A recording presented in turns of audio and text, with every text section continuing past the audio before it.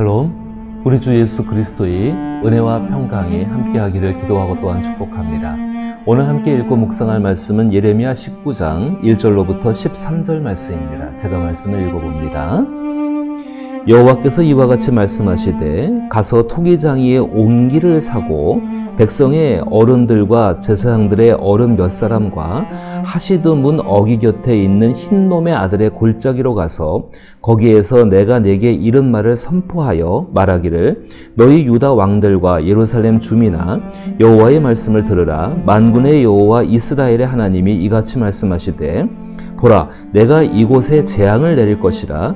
그것을 듣는 모든 자의 귀가 떨리리니 이는 그들이 나를 버리고 이곳을 불결하게 하며 이곳에서 자기와 자기 조상들과 유다 왕들이 알지 못하던 다른 신들에게 분향하며 무죄한 자의 피로 이곳에 채웠음이며 또 그들이 바알을 위하여 산당을 건축하고 자기 아들들을 바알에게 번제로 불살라 드렸나니 이는 내가 명하거나 말하거나 뜻한 바가 아니니라.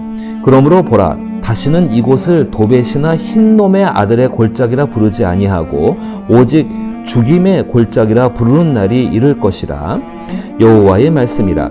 내가 이곳에서 유다와 예루살렘의 계획을 무너뜨려 그들로 그 대적 악과 생명을 찾는 자의 손에 칼에 엎드려지게 하시고 그 실체를 공중의 새와 땅의 짐승의 밥이 되게 하며 이 성읍이 놀림과 조롱거리가 되게 하리니 그 모든 재앙으로 말미암아 지나는 자마다 놀라며 조롱할 것이며 그들이 그들의 원수와 그들의 생명을 찾는 자에게 둘러싸여 공경에 빠질 때에 내가 그들이 그들의 아들의 살, 딸의 살을 먹게 하고 또 각기 친구의 살을 먹게 하리라 하셨다 하고 너는 함께 가는 자의 목전에서 그 옹기를 깨트리고 그들에게 이르기를 만군의 여호와께서 이와 같이 말씀하시되 사람이 토기장이의 그릇을 한 번 깨뜨리면 다시 완전하게 할 수 없나니 이와 같이 내가 이 백성과 이 성읍을 무너뜨리리니 도벳에 매장할 자리가 없을 만큼 매장하리라. 여호와의 말씀이니라. 내가 이곳과 그 가운데 주민에게 이같이 행하여 이 성읍으로 도벳 같게 할 것이라. 예루살렘 집들과 유다 왕들의 집들이 그 집 위에서 하나님의 만상에 분향하고 다른 신들에게 전제를 부음으로 더럽혀 졌은즉 도벳 땅처럼 되리라 하셨다 하라 하시니. 아멘. 예레미야의 5번째 고백에 들어가기 전에 8번째 예언 가운데 이제 옹기를 깨트리는 것을 통해서 실제 상황을 하나님께서 이렇게 될 것이라고 말씀하시는 것이지요. 실제 상황을, 현재의 상황을 통해서 미리 말씀하시는 예언의 부분입니다. 굉장히 긴 내용이라고 생각되지만은 내용은 단순합니다. 하나님께서 이들에게 심판을 선언하시고 그 심판대로 이루어질 것이다. 조금 더 구체적으로 본다면 그 가운데서 왜 그렇게 하시는지 그 이유를 조금 더 명백하게 말씀을 하십니다. 먼저는 하나님께서 이스라엘 역사를 총평하십니다. 4절부터 6절까지가 이스라엘 역사의 총평입니다. 그 총평 제가 다시 한번 읽어보면은 이든 그들이 나를 버리고 이곳을 불결하게 하며 이곳에서 자기와 자기 조상들과 유다 왕들이 알지 못하던 다른 신들에게 분향하며 무죄한 자의 피로 이곳을 채웠으며 또 그들이 바알을 위하여 산당을 건축하고 자기 아들들을 바알에게 번제로 불살라 드렸나니 이는 내가 명령하거나 말하거나 뜻한 바가 아니니라. 자, 총평의 내용은 이렇습니다. 행위는 우상을 섬기고 아들들을 갖다 산당에다가 바알에게 번제로 불살라 드리는 것들 악한 죄지요. 그 죄지만은 그 내용은 단순합니다. 먼저는 하나님을 버렸다는 것입니다. 그리고 그들이 행한 것은 하나님이 명령하거나 뜻한 바가 아니라는 것입니다. 그럼 이들이 뭐를 속였는가? 백성들에게, 그리고 그들 자신들에게 이것은 하나님의 뜻을 따라 행하는 거라고 말을 당연히 했다는 것을 말하고 있습니다. 거기 보게 되면 오늘 이것의 배경이 어디냐면은 2절로 올라가서 하시드의 문 어귀에 있는 흰놈의 아들의 골짜기라고 이야기하고 있습니다.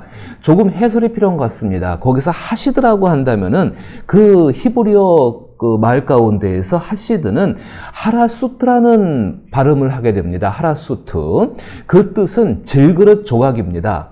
질그릇 조각이라는 의미를 가진 그 문에서 흰놈의 골짜기, 이 흰놈의 골짜기의 용도가 뭐냐면은요, 쓰레기를 소각하는 장소였습니다. 어떤 쓰레기냐면은 이스라엘 백성들이 하나님 앞에 제사를 드립니다. 그 여호와의 성전에서 제사를 드리면 제사나에서 이제 죽은 짐승의 사체 이렇게 더러운 것들을 갖다가 태우기도 하고, 혹은 우상을 철폐한 다음에 그 우상의 그 더러운 것들을 여기 와서 태우게 되어집니다.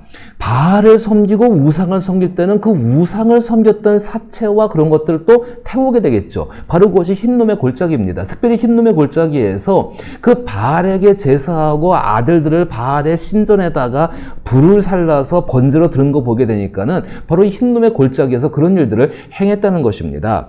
소각의 장소라고 알려지는 그 흰놈의 골짜기. 근데 이 흰놈의 골짜기가 어디에 있는가 하면은 그 예루살렘 성 옆에 기드론 골짜기가 있습니다. 우리가 다윗이 건너갔던 기드론 시냇가, 혹은 예수님께서 십자가를 지시기 전날 밤에 지나가셨던 기드론 시냇가를 알고 있는데, 바로 이 흰놈의 골짜기에서 내려오는 물이 이 기드론 시냇가를 따라 흘러가게 됩니다. 이 흰놈의 골짜기에서 내려온 물이 바로 기드론 시냇가가 됩니다. 그러니까 그 시냇가라고 한다면은 그 위에서 쓰레기를 태웠던 것들, 이스라엘의 죄를 태웠던 것들, 혹은 우상을 태웠던 것들, 혹은 반대로 우상에게 제물을 드렸던 그 흔적들을 태웠던 것들을, 부정적인 의미에서 볼 때면요, 이것들이 흘러 모이는 곳이 바로 이곳입니다. 도벳이라고 나옵니다. 그 도벳은 그 단어 뜻 자체가 불이 타고 있는 곳입니다. 오늘 함께 읽은 이 본문을 이해하기 위해서 우리는 이것 한 가지를 생각해 보아야 합니다. 하나님께서 그 하시드 문에 있는 흰놈의 골짜기, 또 도벳에 대해서 수차례 이야기하십니다. 그것이 어떤 곳이 될 것인가? 그것이 불살라 태우는 곳이 아니라 이제 거기가 죽임의 골짜기가 될 것이다. 분명히 수동형으로 되어 있습니다. 죽임을 당하는 골짜기, 집단 처형이 이루어지는 장소가 될 것이라고 하나님이 말씀하십니다. 그것이 이스라엘 역사의 총평입니다. 이스라엘 역사의 총평은 하나님을 버렸고 하나님이 말씀하지 않으시고 뜻하신 것과는 전혀 관계없는 것들을 그들이 즐거이 행했고, 그로 말미암아서 이제 그곳이 죽음의 골짜기, 죽임을 당하는 골짜기가 된다는 것이 이스라엘 역사의 총평이십니다. 그들이 그렇게 소중히 여겼던 그 예루살렘 성전과 그들의 모든 공과 그들의 모든 마음에 다했던 그 성전과 성전 안에 모든 제사와 관계된 모든 것들, 지금 말하면 예배라고도 말씀드릴 수 있습니다. 이것이 12절 보니까는 여호와의 말씀이니라 내가 이곳과 그 가운데 주민에게 이같이 행하여 이 성읍으로 도백 같게 할 것이라. 예루살렘 집들과 유다 왕들의 집들이 그 집 위에서 하늘의 만상에 분향하며 다른 신들에게 전제를 부음으로 더러워졌은즉 도벳 땅처럼 되리라 하셨다 하라. 예루살렘이 죽임을 당하는 골짜기처럼 되게 될 거라고 하나님께서 분명히 말씀을 하십니다. 여기서 우리는 한 가지를 깊이 생각해 보아야 합니다. 교회란 존재가 어떤 존재인가? 그리스도인의 공동체가 어떤 존재인가? 그리스도 예수의 죽으심과 그의 부활로 말미암아 성령이 오셨고 성령 가운데에 시작된 것이 그리스도의 교회지요. 그리스도를 머리로 하고 계시고 그 그리스도 예수 안에서 하나님 말씀을 따라 그리스도의 성품으로 말미암아 그리스도 예수가 감당하신 그 사명들과 사역들을 감당하는 것이 바로 교회의 모습입니다. 여기 유다 사회 가운데 있는 이 예루살렘은 하나의 교회라고도 볼 수 있습니다. 이 교회에서, 이 예루살렘에서 일어나고 있는 일들이 그대로 교회 가운데 일어나고 있다라고도 말해도 과언은 아닐 것입니다. 그럼 이 본문은 오늘 우리에게 무엇을 하나님께서 말씀하고 계실 것인가요? 흰놈의 골짜기가, 그리고 도벳이 불의 골짜기가 된다는 그 말씀, 죽임을 당하는 골짜기가 된다는 말씀, 가장 정화를 일으키고, 사실 흰놈의 골짜기의 용도는 다윗 시대만 살펴보아도 그것 가운데에서 또 이 이스라엘 역사 가운데에서 종교 개혁을 일으켰던 선한 왕들의 역사를 바라보게 되면은 우상을 철폐하고 그 악한 모든 것을 끄는 것이 흰놈의 골짜기였고, 그리고 이 재들을 흘려보내는 것이 이 도벳이 있는 그으로 지나가는 그 기드론 시냇가였습니다. 이들이 타락했을 때는 그 정화의 장소 가운데에서, 하나님 앞에 돌이키는 그 장소 가운데에서 오히려 우상을 섬기고 바알에게 자기 아들들을 태우는, 번제를 드리는 그런 모습을 하게 됩니다. 그럼 이렇게 말할 수 있을 것입니다. 교회는 희망과 절망이 교차하는 장소라고요. 교회는 분명히 희망과 절망이 교차합니다. 유다 공동체가 이런 모습, 예루살렘 성이 이렇게 됐던 것처럼 희망과 절망이 교차합니다. 어떤 희망과 어떤 절망을 갖고 있는가가 중요하죠. 사람들은 종종 사람들에게 유익한 것을 자기의 희망이라고 생각하고 사람들에게 불이익하고 해를 받는 것을 절망이라고 생각합니다. 그건 육체를 가지고 사는 사람들의 똑같은 생각일 것입니다. 그리스도인들은 누굽니까? 하나님 앞에 새 생명을 갖고 있고 그 생명으로서 부활의 삶을 살고 있는 것이 그리스도인들 아닙니까? 그리스도인들의 절망은 무엇일까요? 그리스도인들의 희망은 무엇일까요? 그리스도인들의 희망은 예수 그리스도 그분이십니다. 절망은 무엇일까요? 예수 그리스도를 떠난 모습입니다. 희망과 절망이 교차한다는 말, 교회의 실존적인 모습에 해당하는 말일 것입니다.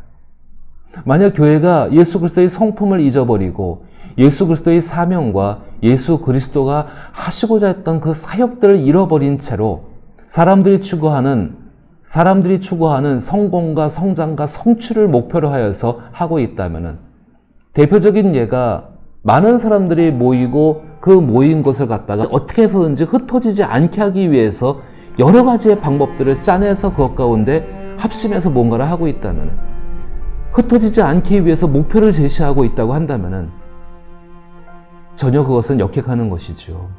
하나님께서는 그 하나님의 교회 속에 있는 모든 사람들이 각자가 그리스도 예수의 성품을 닮아서 그리스도 예수의 일을 하기를 원하십니다. 이런 말씀을 드려보고 싶습니다.